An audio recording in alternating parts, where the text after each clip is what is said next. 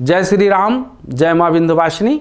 आज हम कुंडली में बात करने वाले हैं द्वितीय भाव को। द्वितीय भाव हमारी कुंडली में क्या है? द्वितीय भाव जो होता है, दूसरा भाव, वो हमारी कुंडली में हमारे वाणी का है, हमारे बंध बांधों का है, हमारे बैंकिंग जमा पूंजी और धन का है। अगर वहाँ पर कोई ऐसे पापी ग्रह के साथ अगर उस घर का स्वामी बैठ जाता है तो ऐसे लोगों को जीवन में तो बहुत धन अर्जन करते हैं, लेकिन अधेड़ उम्र आने के बाद उनका धन नष्ट हो जाता है और वो किसी न किसी मुकदमे में या कहीं न कहीं ऐसे जगह फंस जाते हैं जिससे उनका जीवन नर्क बन जाता है। इसके बाद में अगर वाणी भाव का स्वामी खुद वाणी में मतलब द्वितीय भाव में बैठा हुआ है, लेकिन किसी पापी ग्रह के कारण से दृष्टिगोचर हो रहा है या दृष्टि पड़ रही है या साथ में बैठा है, तो ऐसे में क्या होता है कि वाणी दूषित हो जाती है और वाणी दूषित होने के कारण से वो ऐसा वचन बोलता है कि जिससे मित्र भी उनका शत्रु बन जाता है और लोग उसका आदर करना बंद कर देते हैं। इसलिए कभी भी रहीमदास जी ने कहा है कि रहीमन वाणी बोलिए, मन का आपा खोए, अपनों शीतल होइए औरों शीतल होए। तो जैसा कि आप अच्छी वाणी बोलते हो तो खुद को आनंदित होता है, खुद का मन प्रसन्न होता है और दूसरों को भी आनंद की प्राप्ति होती है। तो इसलिए द्वितीय भाव जो होता है वो बैंकिंग जमा पूंजी का होता है। कई बार हम उससे ये पता कर सकते हैं कि इस व्यक्ति के बैंक में पैसे हैं या नहीं हैं, सोना चांदी है या नहीं है, और उसका वाणी कैसा होगा।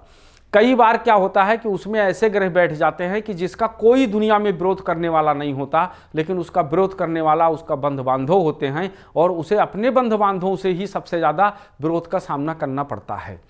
आपकी कुंडली जो ठीक है, द्वितीय भाव बढ़िया चल रहा है, धन भाव बहुत बढ़िया चल रहा है, लेकिन उसके बावजूद भी इतना संघर्ष करने के बाद, मेहनत करने के बाद आपको कामयाबी नहीं मिल पा रही है, आप धन संचय नहीं कर पा रहे हैं। आपके पास एक काम करते हैं, दो काम अधूरा पड़ा रहता है, सोचते कुछ और हैं, धन खर्च कहीं और हो जाता है। ऐसा क्यों? क्योंकि ये विचारणीय है, इस पे विचार करते हैं, कई बार आप चिंतन करते हैं, मनन करते हैं, लेकिन आप अपनी समस्या का समाधान नहीं ढूंढ पाते हैं।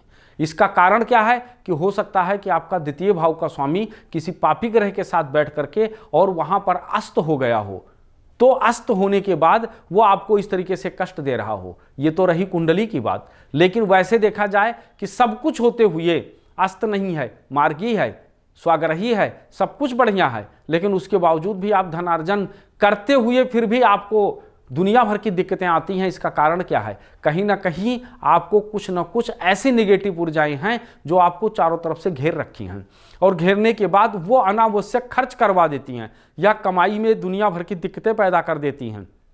आपका कमाया हुआ धन जो है वो डॉक्टरों के पास चला जाता है, वकीलों के पास जाता है, आप अनावश्यक कोई मुकदमा लड़ रहे हैं, इस तरीके से आपका धन खत्म हो जा रहा है और आपको तरह तरह की परेशानियों का सामना करना पड़ रहा है।